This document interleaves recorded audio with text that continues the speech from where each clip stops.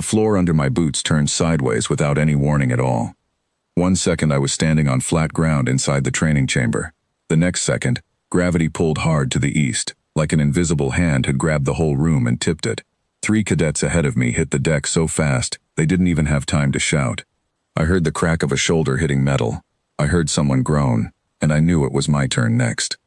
My name is Idris Calloway.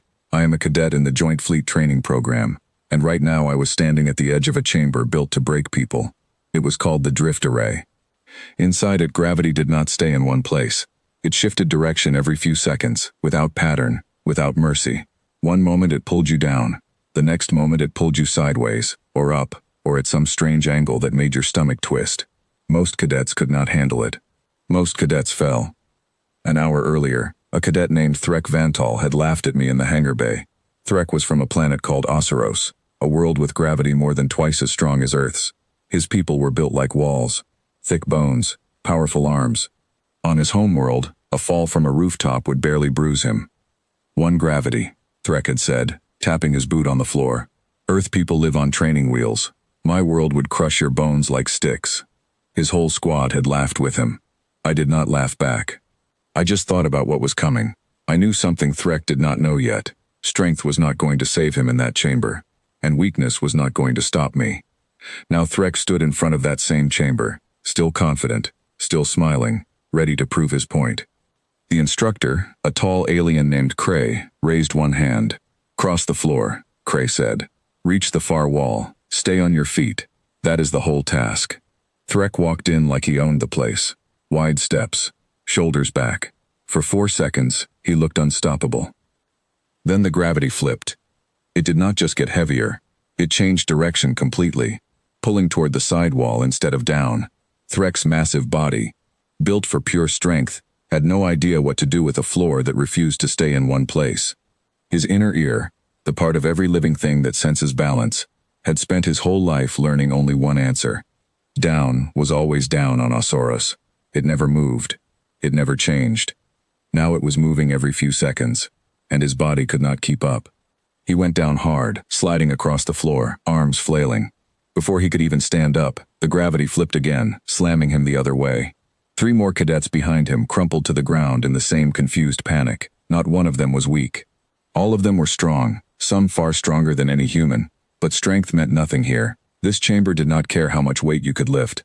It only cared whether you could find your balance when the ground itself became a liar. Cray did not look surprised. This clearly happened every single time. "Cadet Calloway," Cray said, turning toward me. "You are next." Threk, still on his knees near the exit, looked up at me with a mix of anger and confusion. "Go ahead," he muttered. "Show us your training wheels." I stepped onto the floor. Here is something nobody tells you about growing up on a fishing boat. The ocean does not care which way you think down should be. I spent my childhood on my uncle's crab boat near the coast, and that deck never once sat still. Waves hit from every direction. The boat rolled, pitched, and dropped without asking permission. By the time I was 9 years old, standing steady on a surface that refused to behave was not something I thought about. It was simply normal. The gravity under my boot flickered exactly the way it had for Threk. I felt it pull, not straight down this time, but at a diagonal angle, like the whole room had been tilted sideways and down at once. I did not fight it. Fighting it was the mistake everyone else made. They tried to force their bodies to stay pointed toward some fixed idea of straight up, and the moment gravity moved again, that fixed idea became useless, and they fell. Instead, I let my weight sink into whatever direction the pull was actually asking for. I bent my knees. I found the center of the force through the bottoms of my feet. I stopped thinking of down as a fixed place, and started treating it as something that could move, something I needed to track instead of trust. The gravity shifted again, flipping upward and to the right, a sickening twist that had already thrown 4 cadets to the ground. My stomach lurched. My inner ear screamed a half-second of confusion at me too. I was not immune to it. Nobody is immune to it. But I stood completely still. Not frozen. Still the way a person balancing on a moving boat is still, with dozens of tiny corrections happening in my ankles and knees that looked, from the outside, like nothing at all. I fixed my eyes on a single point on the far wall, and refused to let them drift, because that was another old trick from the boat. Find something that is not moving. Let your eyes anchor you while your body handles the rest. The room could twist its gravity in 6 different directions, and my eyes were not going to join in the confusion. I took a step forward. The gravity beneath my foot changed again, sharp and sudden, doubling in strength straight down, the same kind of force that had flattened 2 cadets earlier. I bent into it the way you bend into a wave hitting the side of a boat, letting my legs absorb the shock instead of resisting it, and I kept walking.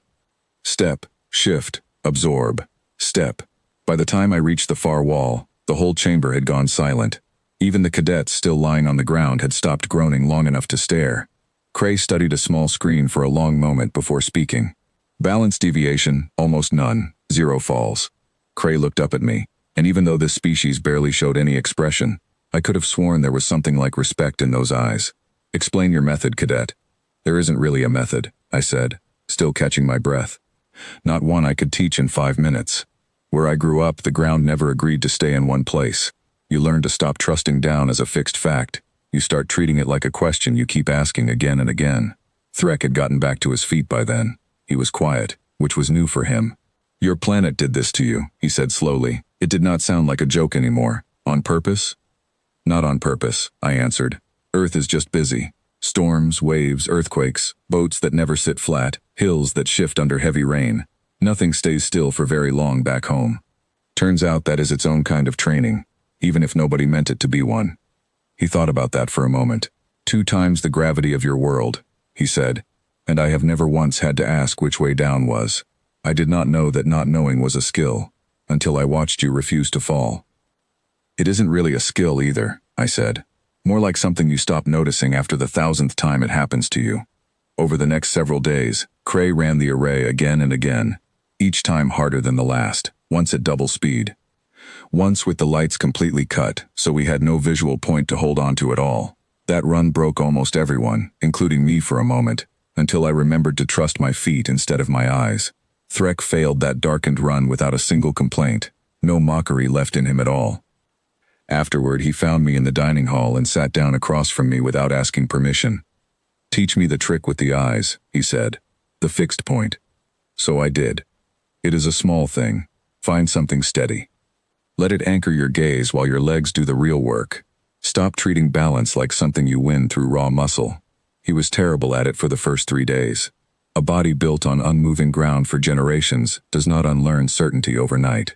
But by the end of the week, he could cross half the chamber without falling, and the first time he made it all the way, he let out a shout that echoed off the walls.